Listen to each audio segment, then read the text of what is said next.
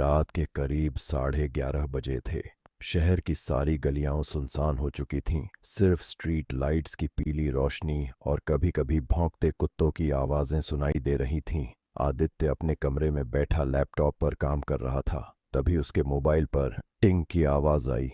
एक मेल आया था। मेल के सब्जेक्ट में सिर्फ लिखा था, अगर जिंदगी चाहिए तो ये चिट्ठी खोलो मत। आदित्य हंस पड़ा। ये भी कोई स्पैम होगा, लेकिन मेल खोलने की जिज्ञासा उसे रोक नहीं पाई। अंदर एक स्कैन की हुई पुरानी पीली पड़ चुकी चिट्ठी थी, जिस पर अजीब सी लिखावट में सिर्फ एक वाक्य था, मुझे बचा लो, मैं यहीं हूं, तुम्हारे घर के सामने। आदित्य का दिल तेज धड़कने लगा। उसने खिड़की से बाहर देखा। गली बिल्कुल खाली थी, लेकिन अगले ही पल स्ट्रीट लाइट के नीचे एक परछाई हिलती नजर आई। उसने जल्दी से पर्दे खींच दिए और खुद को शांत करने की कोशिश की। ये शायद किसी का मजाक है, लेकिन कुछ ही देर में उसके दरवाजे पर थक थक थक की आवाज आई। पहला मोड़ आदित्य धीरे धीरे दरवाजे की ओर बढ़ा। झिर्री से झांका तो कोई नहीं था। उसने राहत की सांस ली, लेकिन जैसे ही मुड़ा, दरवाजे के नीचे से एक और चिट्ठी अंदर सरकाई गई थी। इस बार लिखा था, तुमने पहला खत क्यों खोला, अब देर हो चुकी है। आदित्य की रीढ़ में ठंडा पसीना उतर आया। वह सोच ही रहा था कि पुलिस को बुलाए, तभी उसका लैपटॉप अपने आप ऑन हो गया और स्क्रीन पर वही मेल खुल गया। इस बार उस पर एक वीडियो जुड़ा था। वीडियो में दिख रहा था एक अंधेरा कमरा, जिसके कोने में एक लड़की बंधी हुई थी। उसके चेहरे पर डर साफ था। लड़की कैमरे की तरफ देखकर सिर्फ यही कह रही थी, कृपया, समय कम है, वो आ रहा है। दूसरा मोड़ आदित्य ने डरते डरते वीडियो को पॉज किया और गौर से देखने लगा। बैकग्राउंड में दीवार पर एक कैलेंडर लटका था, जिस पर आज की तारीख लाल घेरे में चिन्हित थी। लेकिन सबसे अजीब बात, दीवार पर लगे पोस्टर में उसका अपना मोहल्ला साफ नजर आ रहा था। मतलब ये लड़की यहीं आसपास है।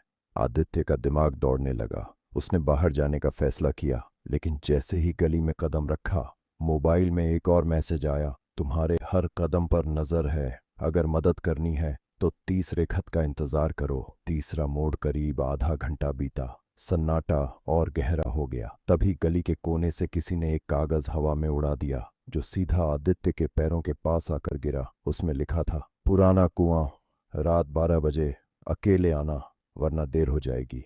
आदित्य के मन में डर और जिज्ञासा दोनों थे। वह धीरे धीरे पुराने कुएं की तरफ बढ़ा। चांदनी में कुआं किसी भूतिया फिल्म के सेट जैसा लग रहा था। पास जाकर उसने देखा, कुएं के किनारे वही लड़की बैठी थी जो वीडियो में थी। लेकिन जैसे ही आदित्य ने उसका हाथ पकड़ने की कोशिश की, लड़की ने उसका हाथ झटक दिया और फुसफुसाकर बोली, भागो, वो आ गया।